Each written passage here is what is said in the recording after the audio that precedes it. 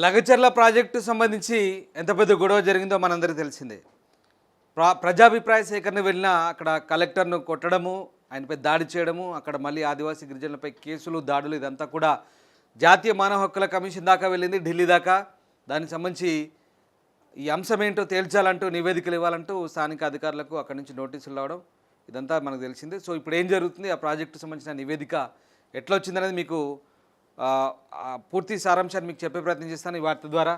So Lagacharla project ప్రభుత్వాన్ని అంటూ pharma ప్రాజెక్టులో ముఖ్యమంత్రి కుటుంబ సభ్యుల ప్రమేయం లేదు, జాతీయ మానవ హక్కుల కమిషన్ స్పష్టమంటే వార్త సారాంశం. 6 అంశాలపై విచారణ జరిపామని వెల్లడి, 6 వారాల్లోపు సమగ్ర నివేదిక సమర్పించాలని సిఎస్ డీజీపీలకు ఆదేశం అంటూ ఈ వార్త.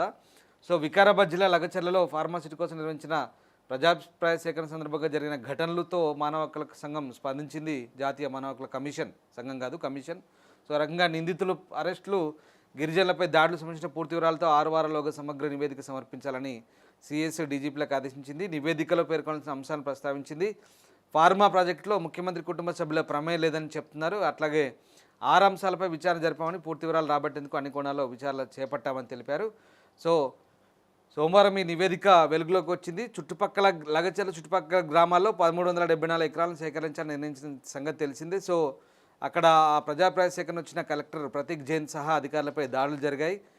నవంబర్ 11న బొమ్రాజ్పేట పోలీస్ స్టేషన్లో 3 ఎఫ్ఐఆర్లు నమోదయ్యాయి.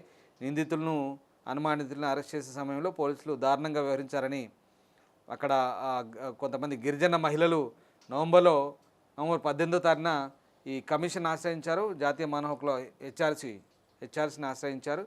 సో ఆ రకంగా విచారణకు స్వీకరించారు. కమిషన్ ఆదేశాలతో ఇన్వెస్టిగేషన్ జరిగింది. సో ఆ రకంగా నవంబర్ 22 నుంచి 26 వరకు గ్రామాల్లో పర్యటించి అన్ని వివరాలు సేకరించారు. పోలీసులు, స్థానిక అధికారులు అత్యుత్సాహం చూపించారా, ఫార్మా ప్రాజెక్టులో ముఖ్యమంత్రి కుటుంబాల సభ్యుల ప్రమేయం ఉందా అనే అంశాలను కమిషన్ పరిశీలించి బాధిత గ్రామస్తుల వివరాలు సేకరించారు. ఇక బాధితులు నిర్బంధించిన లాకప్లు, నిందితులు కస్టడీలో ఉన్న జైళ్లను సందర్శించారు.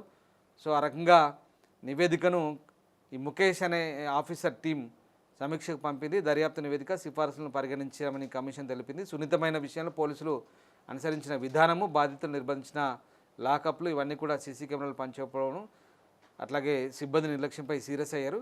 ఇన్వెస్టిగేషన్ టీం ఇచ్చిన రిపోర్టుల అంశాలకు సంబంధించి 6 వారాల్లోగా నివేదిక సమర్పించాలని సిఎస్ డీజీపీలకు కమిషన్ ఆదేశించింది. సో ఆ రకంగా ఇక్కడ ముఖ్యమంత్రి కుటుంబ సభ్యుల ప్రమేయం లేదని అదైతే లగచర్ల ప్రాజెక్ట్ సంబంధించి ఇన్వెస్టిగేషన్ కమిషన్ అయితే తేల్చింది. సో మొత్తం అన్ని అంశాలు సేకరించారు. అప్పుడు ఏం జరిగింది, తర్వాత ఏం జరిగింది, కేసులు ఎట్లా పెట్టారు, వాళ్ళని జైల్లో పెట్టినప్పుడు ఎట్లుండే, లాకప్లో పెట్టినప్పుడు ఎట్లుండే, ఈ మొత్తం అన్నింటినీ కూడా, ఈ మొత్తం విషయాలన్నీ కూడా అందరి దగ్గర అడిగి తెలుసుకొని ఇప్పుడు అవన్నీ సిద్ధం చేసిరు సిఫారసులు. వాటి ఆధారంగా ఒక నివేదిక తయారు చేసి సిఎస్ డీజీపీ ఇప్పుడు నేషనల్ హ్యూమన్ రైట్స్ కమిషన్కి ఇవ్వాలని చెప్పేసి 6 వారాల్లోకి ఇవ్వాలని చెప్పేసి ఆదేశాలు వచ్చాయి. ప్రపంచంలో ఏ మూల ఏ క్షణం ఏం జరుగుతుందో వేగంగా తెలుసుకోవడానికి తొలి వెలుగు వాట్సాప్ ఛానల్ని ఫాలో చేయండి.